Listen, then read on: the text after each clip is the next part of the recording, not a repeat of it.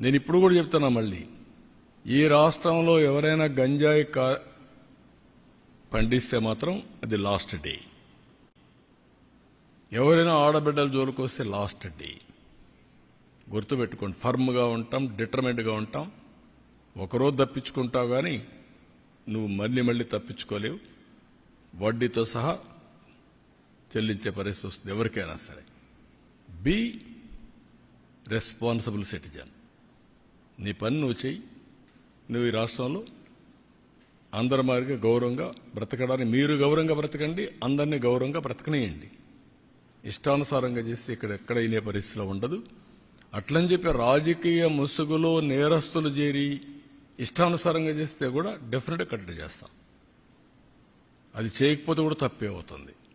మేము చేస్తాం, మీరేమన్నా చేయండి. ఇష్టానుసారంగా మాట్లాడడం, నోరు బారేసుకోవడం, ఓకే మీరు నోరు బారేసుకుని నేను పారేసుకో, అది ఎప్పుడు నా జీవితంలో లేదు. బట్ యాక్షన్ మాత్రం డిటర్మెంట్గా ఉంటుంది, ఫర్మ్గా ఉంటుంది. నేనేమంటానంటే అప్పుడు అందుకే 95 సీఎం అన్నాను. నరేంద్ర మోడీ గారి పైన ఎంత ప్రచారాలు చేస్తున్నారు, ఏమైంది? ప్రజల అప్రమత్తంగా ఉండాలి. That is important.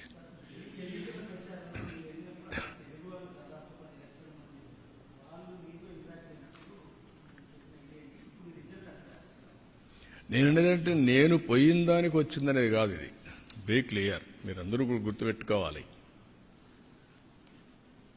ప్రధానమంత్రి నరేంద్ర మోడీ గారి పైన నమ్మకం ఇది.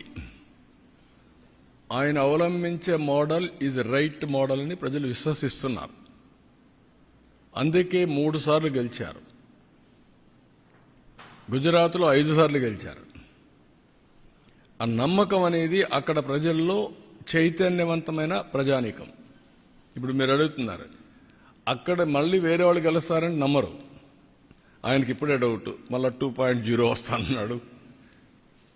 అంటే మీకు ఇప్పటి నుంచే మళ్ళీ ఫియర్ సైకో స్టార్ట్ అయిపోతా ఉంది. వాడు వస్తే ఏమవుతుంది, మళ్ళీ నిద్రపోతామా లేదా, ఏమైపోతాం అంటే దాంతో మనం ఇంకొంచెం నర్వస్ అయ్యి ఇంకా ఎక్కువ తప్పులు చేయాలని చూస్తాం.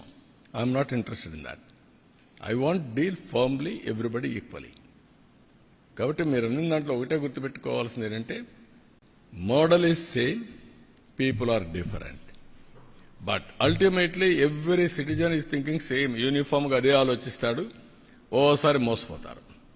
మోసగాళ్ళు ఉన్న దగ్గర మోసపోతారు. మోసగాళ్ళు లేకపోతే కొంచెం స్ట్రైట్గా పోతూ ఉంటారు.